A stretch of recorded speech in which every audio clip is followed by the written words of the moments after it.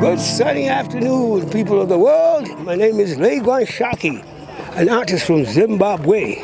And we're live right here in Harare, the capital of the city of Harare.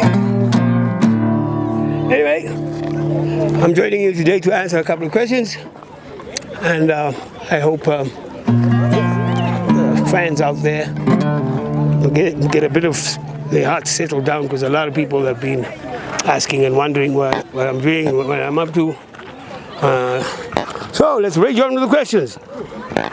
Laygwan Sharkie, yeah. Your childhood, you grew up in this neighborhood. Yeah. What was it like growing up here? Those days was the days of colonial rule. So there was a lot of, the whole place was surrounded with white police.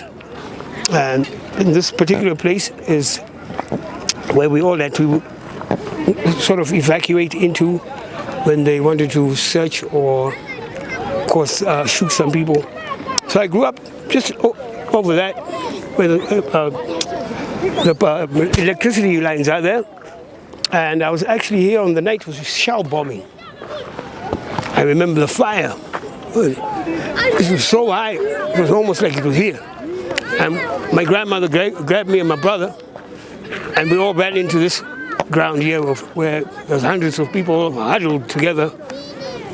And yeah, the next thing I remember was being at the Bob Marley concert at the Rufaro Stadium with my grandma, who was selling Coca-Colas there. So, you know, that's kind of my growing up days. Here we did exactly what these kids are doing all day long. We played soccer, which is the game of choice. But now, as we have it, we have NBA basketball courts right there, netball stadium, gym, and other facilities. We've got an excellent swimming pool, a brilliant library, and lots of entertainment for the kids. But this was all here in 1969. I think most of this was finished in 1968, 1969. I was born in 73, so, you know, all this was fairly new. And what got you into music? How did you get involved? Obviously, my uncle, rest in peace, is the late, great Manu Kambani, a legendary lead guitar player from Zimbabwe, who was, in his time, actually invited by Jimi Hendrix to America to play on stage with him. That's how good he was. And him and his friends used to, every morning, start by playing some rock, especially Hey Joe, songs like that. So I was a kid, so I found, you know, music pretty irritating, because I used to get blasted by guys with Marshall amps every morning. And after the morning, they'll go drink, and they'll come back in the afternoon and turn it louder, and then in the evening again. So naturally, I had, you know, kind of for music. I thought, I'll never do that. And I wanted to be a pilot, so yeah. I mean, that didn't work out, obviously. After I smoked my first joint, you know, I figured out I was flying already. So, you know, you know what I mean? But anyway, as time went by, I'm hanging in the hood. Bumped into one of my childhood friends at the Donkey Derby. I think that time I must have been about 8 or 9, by the name of Herbert Schwamborn. Now I knew her because that day we met. It was funny because Herb was sitting with his mom, who I know because she knows my dad, because they were both gamblers at the horses. So Herbert was that little guy that I used to play with in the playground. We finally figured that out. So, you know, Herbert's mother said, "George, come here. Ah, look at Herbert. He's gone big." And Herbert looked at me. He said, "Ah, Mom, is that guy from TV? And his mom said, yeah, that's George. At that time, I was like one of the leading child figures in all the commercials. Like I did one of the biggest dandy commercials. The Flavor Raver commercial with the roller skates. So I was a pretty upfront guy for my time. I used to smoke cigarettes. You can ask Herb. I had a box of Everest, 10 Everest. That's how cool I was. So Herb was like, no, wait, Mom, you gotta introduce me to that guy. And I said, hey, dude. Hey, you gone big. You remember me? I was like, oh, yeah. Hey, yeah, what you doing? Hey, let's go. Check out some things to buy. We're walking around, talking shit. Then Herb said to me, hey, I heard there's a singing competition at the dairy boat stand.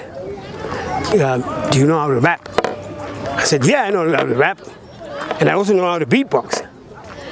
So Herb said, okay, you do the beatbox and I'll do the rap for now. So I said, okay, let's do a small rehearsal. So I was there. And Herb was like, I like ice cream. Yes, I do. Ice cream for me and ice cream for you. And he was freestyling. That's how good he was. So anyway, time comes for the show. And it was actually Hosea Singende, the hitman, was master of ceremony at the dairy boat stand. So we went and signed in our names as Too Fresh. And he was Love Bite and I was Love Bug. We made the names up on the spot. Hey, our time came, got the mic. I started with the beatbox, did the rap, freestyle. We blew the place up, fucking won the ice cream. Me and Herb had 2 cartons of ice cream. Plus we're live on radio. And after we did it, the hitman said, hey, look, here's my number. You guys must come check me out. We can do some things. And that was like our hero. So, hey, from that day, I remember saying to Herb, when he went home, I said, right, Too Fresh, baby. From now on, tomorrow let's meet for another rehearsal. And we didn't stop. And we haven't stopped since that day. So, after a while, me and Herb in the hood hooked up with the usual Teru Mahachi, Clint, Mazazi, and a couple of other cats. And we formed the first hip-hop group called A Lethal Language, which went on to become Piece of Ebony. And our base was by the park stage. Lethal Language was actually a crew of about 32 MCs, including, hey, you name them, from Chioniso Maraire to you name them. It was a really big group. And in the end, as people were growing up and, duties, and in the end it was me and Herb left out of that bunch of people. So me and Herb went back to being Too Fresh. Because, we already had a little bit promo. And then Tony came from Russia. The chief, he came from Russia. Yeah, I think by that time we were about 14, 15. Well, Tony was 14 at that time. And he was sounding like Snoop Dogg. And his rap wasn't like ours. We were conscious. We were from Zulu Nation and, Public Enemy. And he was all about this, the swagger thing, Don't comb my hair because my dress must be shaggy. I wear jeans and they hang because they baggy. All these punchline things. And me and Herb were real conscious. Herb was one of the best freestylers of all time. But he never, ever freestyled a lyric. He always started the way we do. By pen and paper. I'm sure he still does it till today. So then, after a while, Tony jumped into the group, and me knowing Zia and I from school, Chi's young brother, you put me onto it, and I also knew Chi's dad, Mr. Mariah. He put me on and said, "Hey, listen, my sister's coming from the States. Can she come? She's a good rapper. Can you come? Can she come try out for a piece of Ebony?" I said, "Yeah, why not? Why not?" And then this little dinky thing called Chioniso came with little dreads and a funky voice in him, even funkier rap. She didn't even have to interview for 3 minutes, and that was you in. And one day I think we were doing some freestyle somewhere near some white club, those days Sarah's or something, and Keith Farquharson happened to come along and he heard Metaphysics, our lucky draw card always, and from there on he asked her, "Hey, would you be interested in recording some stuff?" Obviously he was a producer, so he listened to the parts that he wanted, and you know, in the beginning he didn't actually want me in the group. Because Ragamuffin was we rule Ragamuffin, muffin, and then nobody had heard about it in Zimbabwe. I was the only person doing that. Other than that, hanging around to downtown with Silverstone Sound and those boys. Even there, I was the only MC. You know? So I wouldn't say I'm the godfather of dancehall in Zimbabwe, but I definitely go down as one of the first seen at Scamp's nightclub holding that mic. So I don't know what you say about that, but anyway, music is a mission and not a competition. As you can see, the mission continues, and we have new talent and new fresh blood. And fast forward. Yes. From the piece of Ebony. We went to Migrant Souls. Yes. Very successful in Germany. Like, how did you make it in SA? How did you make it in Germany?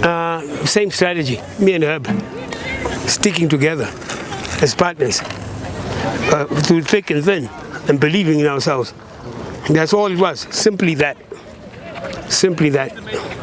No rocket science. Highlights in SA. Arthur Vuvuzela, Brenda Fassi, Dr. Alban.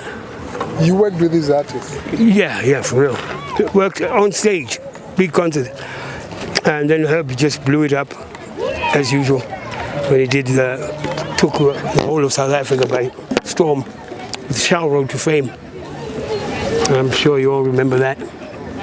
And you know. Tell us about writing for Arthur Mafokate. Did you write for him? Yeah, I wrote.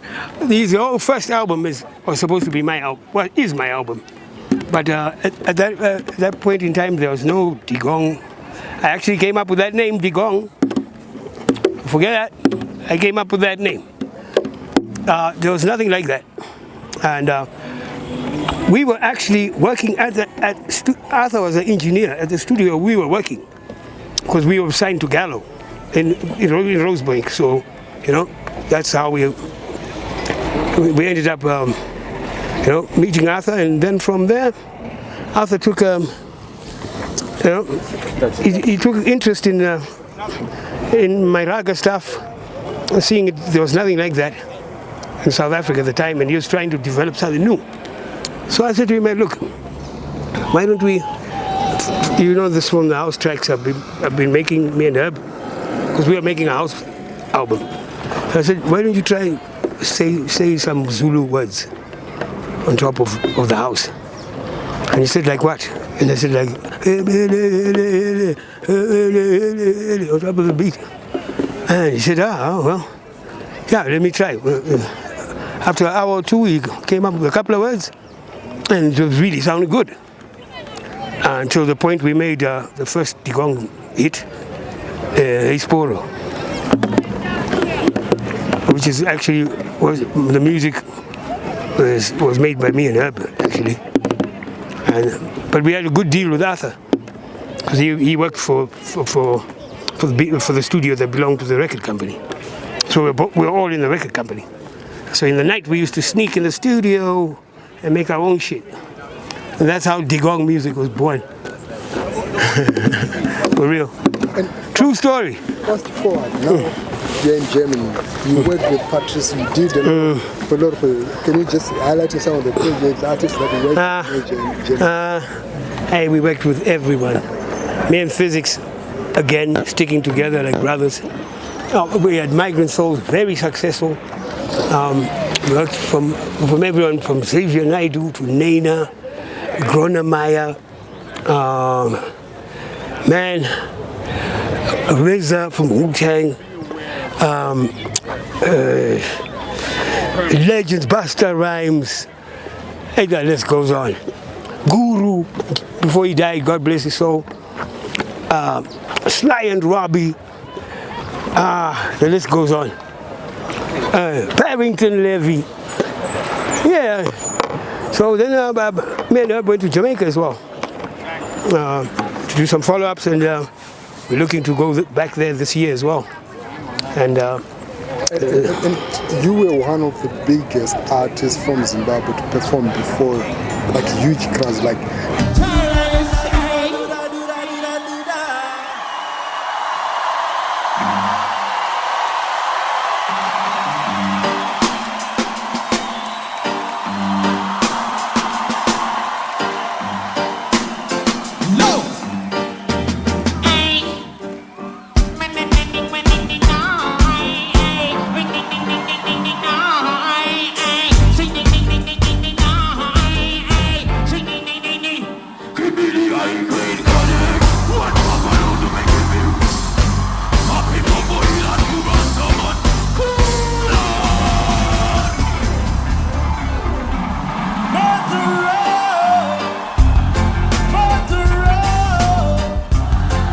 I mean, that shows, that was not the biggest of the shows, but it's irrelevant because it's in the Zenith in Paris.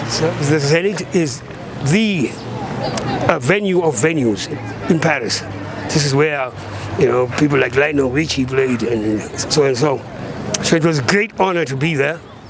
I worked very hard on that night. Nobody sees that, but I was actually the opening act. I was the opening act, the middle act, and the end act, as usual. But it just shows and proves that Zimbabweans are very resourceful. Me and Metaphysics, we went and got around the world with not a penny. Not a penny. And not a penny borrowed. When sheer love and respect for what we do. And that will take anyone, anywhere. If you're out there and you're hearing what I'm saying, don't look at me. Look at yourself, and look deep into yourself, and you can do it. You can go anywhere. You can be anyone you want.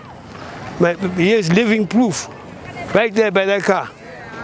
We're still together today. Living proof of how easy it is to really get where you want to go.